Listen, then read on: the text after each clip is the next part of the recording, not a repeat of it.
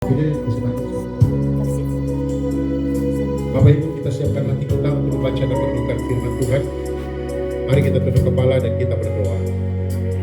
Allah yang kekal, Bapa yang kami sembah dan muliakan, melalui dan di dalam nama Tuhan Yesus Kristus, kami bersyukur oleh karena kasih setiamu dan rahmat-Mu dalam kehidupan kami. Secara khusus oleh karena hari ini, hari yang sangat berbahagia bagi kedua mempelai yang baru saja diteguhkan dalam nikah yang kudus. Ini kami semua merindukan firman-Mu. Biarlah Engkau berbicara secara pribadi kepada masing-masing kami. Pakailah hamba-Mu untuk menjadi alat saluran berkat firman pada saat ini. Beri sikap hati yang benar bagi kami belajar firman Tuhan untuk melakukannya, supaya kami hidup dalam berkat-berkat firman-Mu. Dalam nama Tuhan Yesus kami berdoa. Amin. Silakan duduk. Mari kita buka dalam Kejadian pasal 2. Kejadian pasal 2 ayat 18 sampai ayat yang ke-25. Kejadian pasal 2 ayat 18 sampai ayat yang ke-25. Demikian firman Tuhan. Kejadian 2 ayat 18 sampai 25. Tuhan Allah berfirman, "Tidak baik kalau manusia itu seorang diri saja. Aku akan menjadikan penolong baginya yang sepadan dengan dia." Ayat 19. Lalu Tuhan Allah membentuk dari tanah segala binatang hutan dan segala burung di udara. Dibawanya lah semuanya kepada manusia itu untuk melihat bagaimana ia menamainya. Dan seperti nama yang diberikan manusia itu kepada tiap-tiap makhluk yang hidup, demikianlah nanti nama makhluk itu. Ayat 20. Manusia itu memberi nama kepada segala ternak, kepada burung-burung di udara, dan kepada segala binatang hutan. Tetapi baginya sendiri ia tidak menjumpai penolong yang sepadan dengan dia.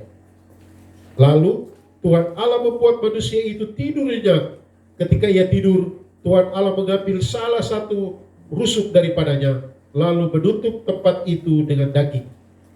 Dan dari rusuk yang diambil Tuhan Allah dari manusia itu, dibangunnyalah seorang perempuan, lalu dibawanya kepada manusia itu. Lalu berkatalah manusia itu, "Inilah dia, tulang dari tulangku dan daging dari dagingku. Ia akan dinamai perempuan, sebab ia diambil dari laki-laki. Sebab itu seorang laki-laki akan meninggalkan ayahnya dan ibunya dan bersatu dengan istrinya, sehingga keduanya menjadi satu daging. Mereka keduanya telanjang, manusia dan istrinya itu, tetapi mereka tidak merasa malu." Demikian jauh pembacaan firman Tuhan. Shalom. Ini pernikahan kudus, pernikahan yang luar biasa. Maka ada baiknya itu senyum-senyum, jauh muka-muka batu. Ya, pernikahan baku-muka nanti menyesal waktu foto itu. Setelah lihat 3, 4, 5 tahun depan, kenapa tidak senyum? Mama juga lihat, mama mantu juga lihat. Kenapa? Aduh, kasihan. Sehingga harus senyum boleh. Kalau yang pakai masker masih senyum bagaimana? Kita pun tidak bisa lihat. Tapi kamu berdua tidak pakai masker, kan? Jadi senyum saja. Gitu, ya. Nanti menyesal Theo kalau tidak senyum. Saya pikir Theo dia tidak bisa senyum karena pakai lipstik tebal kan? Tapi tidak. Oke, baik Bapak Ibu Saudara. Pernikahan Kristen itu sangat penting. Sangat penting. Sehingga tema khotbah saya pada saat ini adalah pentingnya pernikahan Kristen. Saudara-saudara saya kasih dalam Tuhan Yesus Kristus. Seperti saya katakan tadi, pernikahan Kristen itu sangat penting. Pertanyaannya, mengapa pernikahan Kristen itu sangat penting? Mengacu pada pembacaan kita tadi, Kejadian pasal 2 ayat 18 sampai 25, saya akan membahas 4 alasan mengapa pernikahan Kristen penting. Berdasarkan Kejadian 2 ayat 18 sampai 25. 4 alasan, satu alasan 30 menit. Berarti 4 alasan berapa menit ya? 2 jam. Siap ke tidak? Aduh, yang lain nanti tahu lapar Kak. Nah, mari kita lihat. Alasan pertama, mengapa pernikahan Kristen itu penting? Oleh karena alasan pertama, coba lihat ayat yang ke-20. Ayat 18, kemudian 20, ayat 20 dan 22. Yang pertama, oleh karena Allah lah yang menciptakan pernikahan itu. Allah yang menciptakan, saudara. Coba perhatikan ayat yang ke-18. Ini Tuhan bilang begini. Tuhan Allah berfirman, "Tidak baik kalau manusia itu seorang diri saja. Dan rupanya setelah Adam diciptakan, Adam sendiri, Tuhan lihat dan bilang, tidak baik manusia itu seorang diri saja. Saudara-saudara, Allah yang menciptakan pernikahan artinya Tuhan Allah yang merencanakan pernikahan mula-mula sebelum ada dosa. Sudah ada pernikahan Kristen. Pada saat penciptaan, Allah merencanakan pernikahan ini. Sehingga pernikahan Kristen itu penting. Mari kita lihat ayat-ayat ini. Dikatakan bahwa Allah menyediakan penolong yang sepadan. Di sini istilah sepadan. Sepadan itu diilustrasikan kalau kita lihat di sini. Jadi Tuhan ciptakan dulu Adam, toh. Kemudian Tuhan dikatakan di sini Tuhan menciptakan hewan-hewan, binatang-binatang. Kemudian diberi nama. Adam mulai beri nama. Masuk satu yang punya tanduk. Kemudian badannya besar. Bunyinya, yang nama apa itu? Sapi. Ko sapi. Datang lagi. Ko apa? Babi. Ko. Saya tunjuk sini ko. Nanti saya tunjuk begini lagi baru. Diberi nama semua. Setelah hewan-hewan semua diberi nama, burung-burung diberi nama. Dikatakan firman Tuhan di sini. Adam tidak mendapati penolong yang sepadan dengan dia. Jadi artinya Tuhan ciptakan pernikahan itu, tetapi Tuhan membuat sesuatu supaya Adam merasa membutuhkan. Mempelai pria merasa membutuhkan mempelai wanita atau tidak? Jangan-jangan ayam bisa kawin saya udah beres semua selesai sudah. Harus ada rasa membutuhkan di sini. Dia kok nama ini, tapi saya ini kenapa saya begini? Saya digajah tidak cocok. Saya disebut apalagi tidak cocok. Dan Tuhan buat dia seperti itu. Dan akhirnya Tuhan buat dia tidur. Ambil tulang rusuk. Dan bikinlah seseorang yang sepadan. Makanya kalau kita lihat. Pada waktu Adam dia terbangun. Dia lihat ada nona cantik di samping. Apa dia bilang? Inilah dia. Ini dia. Tulang dari tulangku. Daging dari dagingku. Waktu dia lihat anjing. Bukan. Waktu ini, tapi ketika Tuhan ambil tulang rusuk itu dan bikin seorang nona di samping seorang wanita, dia bangun, kaget. Ini dia, ini sudah. Begitu kan? Atau pada waktu mau pacar ketemu di Bali, ini sudah. Tapi setelah lama, kau sendiri kok. Waktu jalan, waktu masih ketemu sana baru ada batu kerikil dan ini gedung bikin jalan ini sembarang saja. Ini sampai dia sudah hampir jatuh. Tapi kalau sudah lama menikah, sudah punya anak 2, 3, jalan pakai mata ke tidak? Itu kan. Belum sampai di situ. Saya masih menjelaskan tentang Allah yang menciptakan pernikahan. Bapak Ibu Saudara, ini biasa kami bikin YouTube dan saya biasa kirim di Pegunungan Arfak. Makanya saya bilang rekam baik-baik ini. Supaya prinsip-prinsip firman Tuhan ini diketahui oleh banyak orang tentang prinsip-prinsip pernikahan Kristen. Kemudian saudara-saudara, kita lihat di sini ada tekanan di dalam ayatnya yang ke-19 dan 20. Lalu Tuhan Allah membentuk dari tanah dan seterusnya, yaitu merasa membutuhkan. Allah menciptakan seorang perempuan, jadi perempuan diberikan oleh Tuhan kepada Abraham, kepada seorang pria. Ada pendekatan di sini. Allah menciptakan seorang wanita dan diberikan kepada seorang pria. Jadi kalau kita lihat bahwa Allah lah yang menjodohkan, bukan Hansip. Allah yang menjodohkan. Prinsip pertama, mengapa pernikahan Kristen penting? Karena Allah yang menciptakan pernikahan itu. Prinsip yang kedua, ayat 21 sampai 24. Karena Allah yang memberikan peraturan pernikahan. Ini saya akan jelaskan memang secara sederhana supaya jelas tegas. Ini peraturan pernikahan yang dibuat oleh Tuhan sebelum manusia jatuh ke dalam dosa. Mari kita lihat ayat 21 sampai 24. Allah yang membuat pernikahan Kristen supaya pernikahan atau ikatan perkawinan itu berjalan baik. Tuhan membuat aturan-aturan pernikahan itu. Pertama kita lihat ayat 21 sampai 22. Ayat 21, lalu Tuhan membuat manusia itu tidur nyenyak. Terus ketika ia tidur, Tuhan mengambil berapa banyak rusuk? Salah satu rusuk padanya. Berapa rusuk? Satu. Lalu menutup tempat itu dengan daging. Ayat 22. Dari rusuk yang diambil Tuhan Allah dari manusia itu, dibangunnyalah 3 orang perempuan, lalu dibawa. Berapa orang? Kok 1 orang perempuan? Saya kira 3. Jadi Alkitab 3, apa 1? Oh 1 1 perempuan ya. Saya baca ulang ya, saya salah lagi ya. Tuhan Allah mengambil salah satu rusuk. Satu rusuk. Dan Tuhan Allah perempuan. Oh, seorang, dibangunnyalah seorang perempuan, lalu dibawanya kepada manusia itu.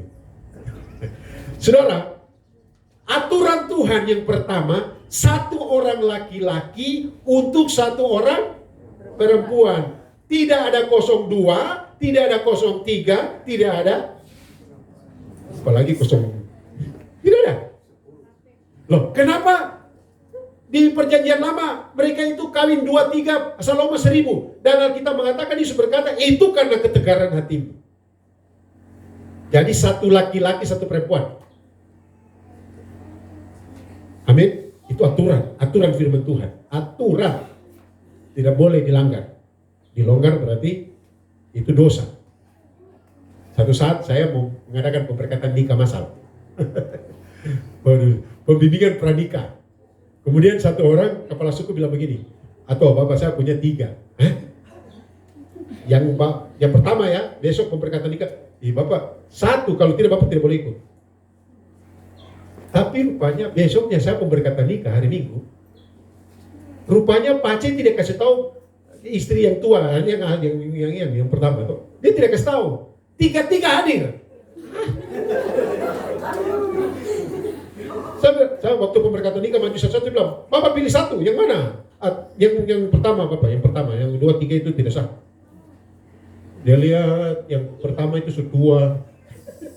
Saya bilang, tidak bisa Bapak, yang pertama kalau mau. Akhirnya dia bilang, ya saya pilih yang sudah, yang pertama itu sudah. Memang dia Bapak sini. Kalau nikahkan, kita nikahkan itu 20-an pasang kan? Saya lupa, tapi Pak C ini dia bawa 3. Padahal Tuhan ciptakan berapa? Berapa perempuan? 1, cuma 1 perempuan. Itu aturan pertama. Aturan kedua, dalam ada memang di 21-22, tapi kita bisa lihat di 2 Korintus 6 ayat 14 lagi. Rizka tolong, 2 Korintus 6 ayat 14. Allah ingin agar orang percaya menikah dengan sesama orang percaya. Orang percaya ini bukan agama, tetapi percaya Yesus. Ada banyak orang yang namanya Kristen tapi tidak lahir baru, tidak terima Yesus, tidak bertobat, tukang mabuk, takaruan kiri kanan. Tidak. Alkitab mengatakan terang dan gelap tidak bisa bersatu. Coba kita baca bagian firman Tuhan ini. 2 Korintus 6 ayat 14. 2 Korintus 6 ayat 14. 2 Korintus 6 ayat 14 dikatakan demikian. Janganlah kamu merupakan pasangan yang tidak seimbang dengan orang-orang yang tak percaya. Sebab persamaan apakah yang terdapat di antara kebenaran dan kedurhakaan? Atau bagaimanakah terang dapat bersatu dengan gelap? Yang belum menikah sekarang dengan baik-baik. Kamu harus berpacaran atau menikah dengan orang yang sama-sama orang percaya. Sama-sama dengan orang bertobat. Kalau tidak, saya seringkali bilang begini ke kaum wanita, semualah berdoa banyak sebelum menikah. Supaya menangis banyak sebelum menikah, supaya air mata berkurang pada saat sudah menjadi berkeluarga. Tidak tahu ini Dina dan Theo dan nangis-nangis dulu tidak sebelum mencari. Saudara-saudara yang saya kasih dalam Tuhan Yesus Kristus, itu aturan yang kedua. Allah ingin agar orang percaya menikah dengan sesama orang percaya. Aturan ketiga ayat 24. Wah, ini mungkin yang lain beda pendapat dengan saya, tapi ini firman Tuhan bilang. Sebab itu seorang laki-laki akan meninggalkan ayahnya dan ibunya dan bersatu dengan istri. Aturan yang ketiga, Allah ingin agar orang yang menikah meninggalkan rumah orang tuanya dan hidup sebagai satu keluarga yang utuh dan mandiri. Jadi kalau sudah menikah, mereka harus pisah dengan orang tua, lembaga tersendiri. Papa mama Sudah pemerintah saja atur ada kartu keluarga tersendiri toh. Ada ke tidak? Iya sendiri toh. Jadi jangan mama-mama atau bapak-bapak bilang, misalnya berdua ada anak kemudian mau didik cucu kemudian tete datang. Jangan kau pukul dia, cabut cucu dia, tapi itu buana. Jangan, wah itu buana. Biar panggil saja pasaran. Kalau kau didik anak jangan begitulah caranya. Tidak boleh campur. Banyak kali keluarga kacau karena orang tua campur masuk ke situ. Biar mereka selesaikan masalah sendiri dengan Tuhan. Malah ada orang tua bilang, karena dia bikin begini, dia cukup cerai sekarang. Cerai cepat. Padahal kita bilang apa yang dipersatukan Allah tidak boleh diceraikan oleh manusia. Ya, kalau yang cerai tidak boleh. Tidak boleh. Kata firman Tuhan. Bukan kata pendeta rata. Nah, itu yang kedua. Allah sendiri yang membuat peraturan pernikahan. Itu alasan kedua. Alasan yang ketiga, Allah memberikan tujuan pernikahan. Ayat yang ke-24 bagian A. Saya tadi sudah jelaskan tujuan pernikahan, tapi ada di sini. Artinya pernikahan Kristen oleh Allah mempunyai tujuan yang jelas. Bukan sekedar atur pernikahan dan tanpa tujuan. Tujuannya apa? Saudara lihat ayat 24. Tujuan pernikahan apa? Allah ingin manusia berbahagia melalui pernikahan. Makanya dikatakan di 24, sebab itu seorang laki-laki akan meninggalkan ayah dan ibunya supaya dia bersatu dengan istrinya, ada kebahagiaan dalam keluarga. Karena tujuan Allah adalah supaya keluarga berbahagia. Berbahagia itu bukan tertawa terus, halo mama. Berbahagia adalah suasana hati. Suami bangga jalan dengan istri, istri bangga jalan dengan suami. Tapi banyak kali keluarga-keluarga, kita maaf ya, kalau baru menikah bulan madu, bagus sayangnya kelihatan. Tapi ketika madunya hilang tinggal bulannya, tahu madunya hilang tinggal bulannya. Apalagi kalau dulu, istri itu langsingnya luar biasa, tapi setelah menikah langsungnya luar biasa. Ini lain ini. Saya itu menikah badannya itu berapa? 54 kan? Setelah 3 bulan naik 15 kilo. Saya bilang ini kesalahan dari istri. Maka sampai dokter bilang, ibu, tolong kasih bapak makan 1 sendok nasi saja setiap hari, sendok makan. Nah, pasti ibu ini dia tidak tega toh, suaminya masa makan sendok makan. Tapi saudara, apa adanya? Kutilan kah, kurus tinggi langsing kah, pendekar pendek kekar kah, tetap cinta pertama itu terus menerus sampai kau mati. Ada satu cerita saja. Ini bukan firman. Ada acara pernikahan resepsi, kemudian resepsinya jam 12. Ini belum mulai sudah jam 1.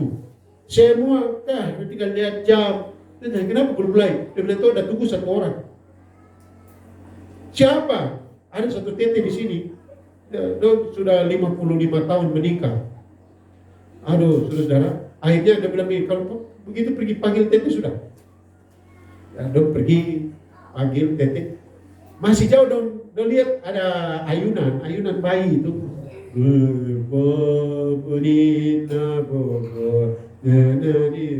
Tete dia lagi kesibuk. Ketika dia lihat semua yang dia ayun itu nenek. Dia bilang, tete ini. Tidak tahu bagaimana kau di mana? Saudara-saudara yang saya kasih Tuhan, Allah ingin pernikahan itu bahagia. Saudara-saudara, penting sekali bagaimana cara untuk bahagia. Mari kita lihat Mazmur 128, singkat saya bahas ini. Rahasia untuk bahagia, Mazmur 128. Mazmur 128.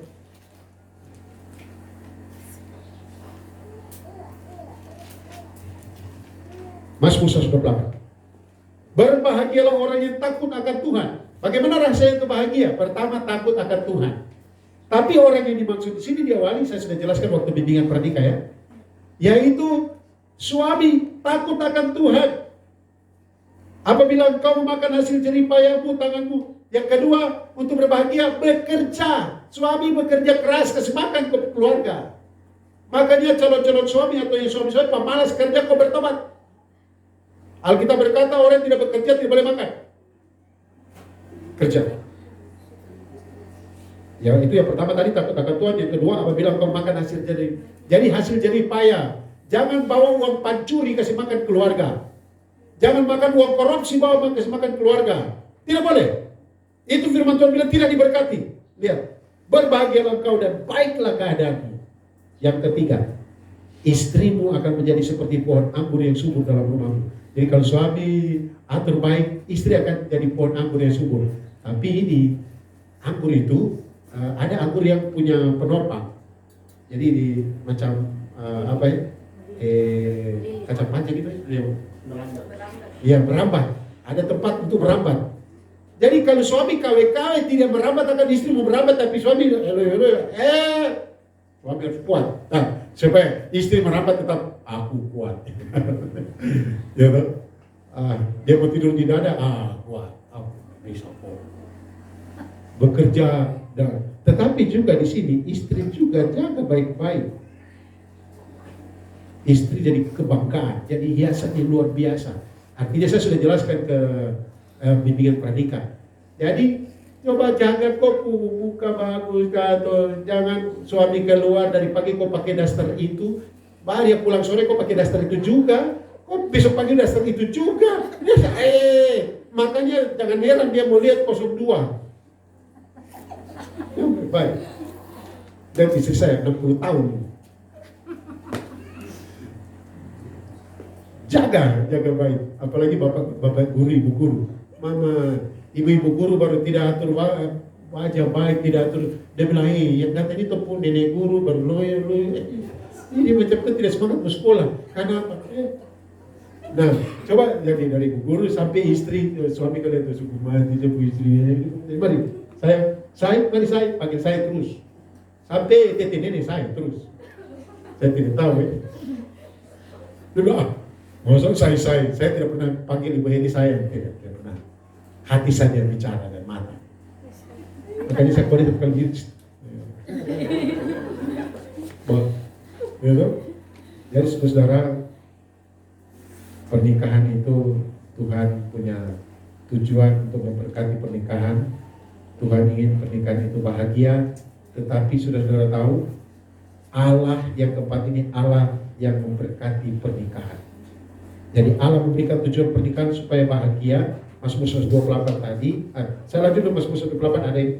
Sesungguhnya ayat 4. Sesungguhnya demikianlah diberkati orang laki-laki yang takut akan Tuhan. Penekanannya takut akan Tuhan terus. Sekarang yang keempat, alasan keempat mengapa pernikahan Kristen itu penting? Karena Allah yang memberkati pernikahan. Allah yang memberkati pernikahan kudus sangat penting karena Tuhan memberkati pernikahan. Ayat 24 sampai 25. Makanya dikatakan Allah tidak menghendaki terjadinya perceraian sampai maut yang memisahkan. Sampai maut yang memisahkan. Saudara-saudara yang saya kasih Tuhan, tadi sudah jelas ya pertanyaan-pertanyaan tadi sudah jelas ya. Apakah kau akan ini? Theo jawab. Tadi Theo jawab apa? Ya, dengan segenap hati, dengan menyenangkan hati. Kalau dia ya dengan segenap hati saya menerima. Ini bisa saja kamu lupa ini. Tetapi yang terpenting adalah setiap hari ingat ini ikrar. Yang diikrarkan di hadapan Tuhan dan di hadapan jemaat dan diberkati oleh Tuhan melalui hamba Tuhan dan kita semua.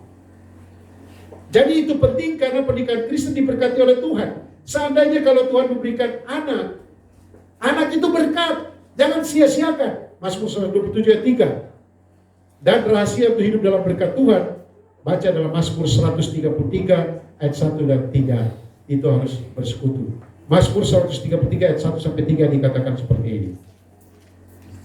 Sungguh alangkah baiknya dan indahnya apabila saudara diam bersama dengan rukun. Jangan marah. Harus satu yang beda pendapat ya bisa. Siapa tidak bisa? Saya dan istri saya baru menikah beberapa minggu.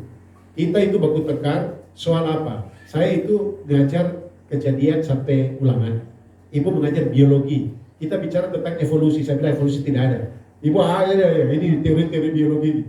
Dan saya bilang ada satu buku dan ternyata Pada waktu ibu ikut penataran di mana Kak? Pakai buku itu yang saya bilang. Nah, hanya masalah teori evolusi kita tua. Sampai saat jadi saya salah menikah di perempuan ini Kak. Gara-gara pelajaran di SMA teori evolusi. Nah, kadang-kadang juga perselian itu ada. Tetapi saudara, kita harus ingat ikrar kita. Ya, dengan segenap hatiku. Dalam susah maupun senang. Apapun yang terjadi, tetap. Pelet, putus. Cintanya maksudnya, jangan putus. Saudara, cinta tetap bersama dengan Tuhan, pasti Tuhan akan memberkati. Pernikahan Kristen itu penting karena 4 alasan. Alasan pertama apa? Tuhanlah yang menciptakan pernikahan itu. Yang kedua, karena Tuhan yang membuat peraturan pernikahan. Yang ketiga, karena Tuhan memberikan tujuan pernikahan. Peraturan pernikahan tadi jelas ya, 1 laki-laki dan 1 perempuan. Kemudian Allah mau supaya yang kedua ini, Allah ingin agar orang percaya menikah dengan orang percaya. Allah ingin orang yang menikah ini pisah dengan orang tua berbentuk. Pisah itu jangan bayangkan pisah rumah, tapi pisah kelembagaan. Ya. Tapi bukan berarti abaikan orang tua ya.